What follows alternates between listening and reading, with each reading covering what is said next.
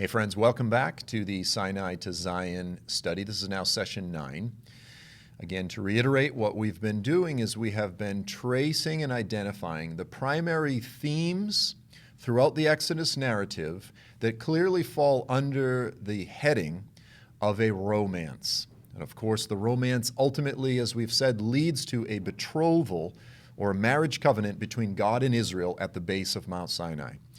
So here's Israel. They're now standing on the eastern side at the base of Mount Sinai, and the covenant begins. So the next major theme that we see within the Exodus narrative is what is referred to in modern Jewish weddings as well as ancient Jewish weddings as the ketubah. Okay, the ketubah, of course, is a Hebrew word, and the ketubah refers to a very legal document. Okay, and it's actually signed by both the bride and the groom, as well as in modern times the rabbi. Now, in the Western world, when I got married here in the United States, we had something called the marriage certificate.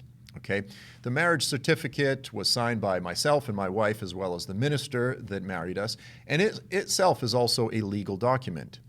But most oftentimes in Jewish weddings, what they'll do is they'll actually take their wedding vows, the things that they promise to one another, and they'll print them on a beautiful after the style of an illuminated manuscript or piece of art.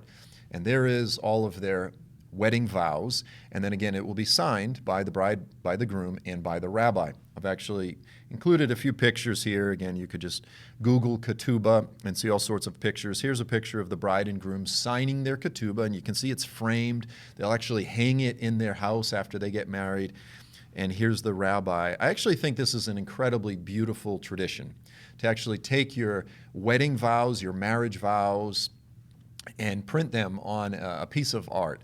Here's another picture. I mean, there's actually businesses that will create these beautiful pieces of art. This is sort of a close-up of the ketubah, and if you look closely, you can see the room for the signatures at the bottom, and there it is. It's always going to be present in the house, hanging on the wall for everyone to see. Now, as that relates to the covenant that was made at Sinai, what we need to understand is this, is that Torah itself, the law itself, all of the commandments, the instructions, all of the details that Israel agrees to, these are essentially, within the story, these are the wedding vows. And this is so important because, again, as I've said, on one side of the evangelical spectrum, you have those that really just view the law almost entirely negatively. You know, it's the old covenant, it's passing away, the new covenant is superior, I'm not under the old covenant, and this type of thing. And they'll quote various statements that Paul makes, or even in the book of Hebrews and so forth, that can be interpreted negatively. And those are almost exclusively the statements that will often be quoted. And there's a lot of other statements in the New Testament concerning the law that are very positive, that say it's a thing of beauty, that says it's a thing of beauty. Of course, Paul the Apostle would never have looked to Torah as a bad thing or a negative thing. Now, again, within the body of Christ, on the opposite side of the spectrum, you have a real rise in these Hebrew roots movements, which say that everyone is obligated to keep Torah, every little detail, kosher, Sabbath, the feast, like all of the details, and if you don't, you're in sin and this type of thing. I myself am really somewhere in the middle. I don't believe it's incumbent upon Gentiles to be Torah observant. I think the book of Acts makes this very clear, the first council of Jerusalem, so to speak. On the other hand, I don't think Torah should be viewed negatively. I think it should be viewed as a thing of beauty. And so here in the story, this is where we get this picture. I mean, if the Torah itself, if the commandments themselves are intended to be seen as the wedding vows, then shouldn't they be seen as a thing of beauty, something that would be hung on the wall, something that would be celebrated, right? You know, in modern times, modern Christian weddings or just secular weddings oftentimes, they can tend to be very sort of emotional. It's just, you know, I promise to always be your rock and the anchor in the storm and to stand by your side and, you know, these type of things. Within ancient Jewish tradition, it was very much a legally binding contract. You know, it was like, I agree to pick up my dirty clothes off of the floor. And if I don't, here are the ramifications. And you're actually legally obligated to obey all of these things. So there's a bit of a difference, but there are certainly some very clear parallels. Now I'm going to go ahead and read Exodus 24, verse 3. And this is where you can clearly see the reference to this, to the Torah itself being the ketubah, and then there's a very special statement afterwards. So Exodus 24, verse 3, then Moses came, and he recounted to the people all the words of the Lord and all the ordinances. Okay, so there it is. There's the wedding vows. In the midst of this covenant being made, Moses comes and he recites all of Torah, which is a lot, all of the ordinances, and then here it is. And this is different, by the way, than the original sort of proposal where Israel says, yes, we will obey. Like, we don't know what we're getting into, but we say yes. And here, all of the details are actually read aloud. And then it says this, and all the people answered with one voice, and they said, all the words which the Lord has spoken, we will do. So in a modern wedding, after the marriage vows are read aloud, the bride and the bridegroom both say, I do. I do. And there's kind of a legally binding covenantal nature to that. I do. And what's beautiful here is, even in Exodus 24, verse 3, we see the wedding vows, we see the ketubah, and then we see the people all with one voice say, I do. Now, as the covenant continues, you have this statement that no covenant is made without the shedding of blood.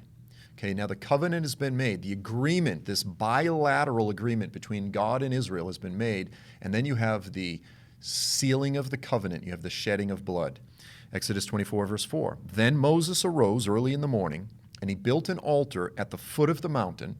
So he builds an altar right on the eastern side, the foot of the mountain. And then it says this, with 12 pillars for the 12 tribes of Israel. Now, elsewhere, the Lord commanded Moses to make this altar, and he specifically said, make the altar out of stones that are not cut. None of the stones are cut. They're just stacked. He gathers stones of the appropriate size, and he makes an altar. And then next to it, it says there's 12 pillars, which represent the 12 tribes of Israel. Then verse 6. Then he sent young men from the sons of Israel, and they offered burnt offerings, and they sacrificed young bulls as peace offerings to the Lord. So now they start sacrificing a whole bunch of bulls, shedding of blood. Moses took half of the blood, and he put it in basins or buckets, and he took the other half, and he sprinkled it on the altar. As we see later, it says that Moses actually sprinkled the blood on the people. We'll actually read that. Okay, so as with any covenant, with the Abrahamic covenant, the Lord had Abraham cut up a full bull, a ram, a goat, and killed a couple of birds. There was shedding of blood for the Abrahamic covenant. There's shedding of blood for the Mosaic covenant. Clearly, the shedding of blood for the new covenant. But here are all of these bulls being sacrificed. Now, I've included here a picture. This is, again, just something I pulled off of the internet. And what's interesting is this artist has never been to this particular mountain in Saudi Arabia that I believe is the real Mount Sinai. But just by reading the text, this is an artist's portrayal of Moses and the priest offering up the burnt offerings on the altar. Behind them, you can see the pillars. They're sort of portrayed as obelisks, which is much more of a sort of an Egyptian-style pillar. I won't get into all the details of that, why I don't believe they would have done it that way. But the point is, there's the artist's rendition. Now, here's some pictures of the real altar, the real mountain. And the first picture is from up above, looking down on the altar. Now, by the way, in Deuteronomy, it actually says that there is a river that flows down the mountain next to the altar. It says there's a river, and that's, of course, where Israel got their water when they were at the mountain itself. So here's a picture looking down. Now, just to the right of this sort of hockey stick, this angular-shaped structure, you can see the dry riverbed today. That's where the river is. It comes down the mountain exactly as Deuteronomy describes. Now, this structure that you're looking at, it's roughly 25 meters long. Okay, roughly in the range, I'm going to say about 80 feet or so. Now, the reason that it turns at an angle is because it was, for all intents and purposes, intended for the purpose of slaughter, right? So you don't, when the cow is walking down this aisle, cows are smart. If they look ahead and see the other cows getting getting their throat slit, they're smart. They're going to be upset. So they don't actually see what's about to happen to them until they go around the corner. Now, at the bottom of this structure, you can actually see the altar itself. What's so cool about this is the Saudi Arabian government actually excavated a portion of the altar at the bottom back in the 90s. And what they discovered specifically was a layer of ash, charcoal, and organic matter, bone fragments and organic matter, exactly as you would expect to see if this was indeed an altar. Okay, so right at the base of the mountain, to this day, is this altar. Now, some close-up pictures of the rocks, and of course, the altar itself is made with rocks that are not cut. They're not cut, they're not chiseled in any way, they're just stacked.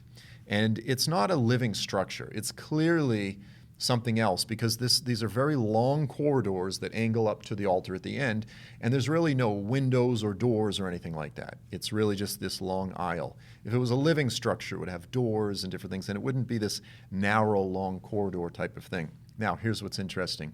Right next to this altar, what else do we find? What do the scriptures say? If this is the real Mount Sinai, what should we expect to find? Well, here are, in fact, 12 pillars right next to the altar to this very day, still sitting there out in the desert. And you go, well, how in the world would that be the case? First of all, they don't get a tremendous amount of weather in this area. It's quite a drier. It's not like they get tons of rain. There is some snow and precipitation and this sort of thing that comes there, but it's just way out in the middle of nowhere. You see, when you go to Israel today, everything has been built upon. Everything is a tell. They'll say this is a street where Jesus walked, or, during the Roman era. But there's been so much civilization that's been built upon it. A lot of it is, 10 meters underground or this type of thing. Here, it's just sitting out in the middle of nowhere. And what's interesting is it's largely been forgotten. So it hasn't been this big pilgrimage destination. There hasn't been millions of visitors. There's some Bedouins that live out there, and they seem to be aware of what it is, but it's largely unmolested, and it's really beautiful. All of the evidence is right there. And then as we wrap up, I want to read the last two verses 7 through 8, Exodus 24, verses 7 and 8. Then he, that's Moses, took the book of the covenant, and he read it in the hearing of the people. And they said, all that the Lord has spoken we will do, and we will be obedient.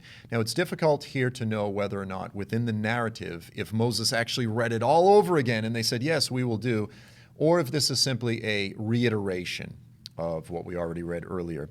And then it says, so Moses took the blood, and he sprinkled it on the people, and he said, behold the blood of the covenant, which the Lord has made with you in accordance with all these words. Now again, a covenant is not made without blood. Now there are two elements here that we need to recognize. One, there had to be the shedding of blood, of innocent blood, for the covenant to be made, for the covenant to be sealed. But it's much more than this. It's if you break the covenant, the penalty is death. Okay, so in modern weddings, okay, as we're making the marriage vows, we say, until death do us part. Until death do us part. That's usually the last words that are spoken within the midst of the marriage vows, and then both say, I do. But it is a covenant unto death. In the same way, Torah itself, as the New Testament says, it reveals our sin. And if we break the law, if we break Torah, then the penalty is death. And of course, the only way to be cleansed from that penalty of death is through the blood of the innocent lamb. Of course, we'll get to that later. So that's all the time that we have for now. Look forward to seeing you next time. Until then, God bless, and Maranatha.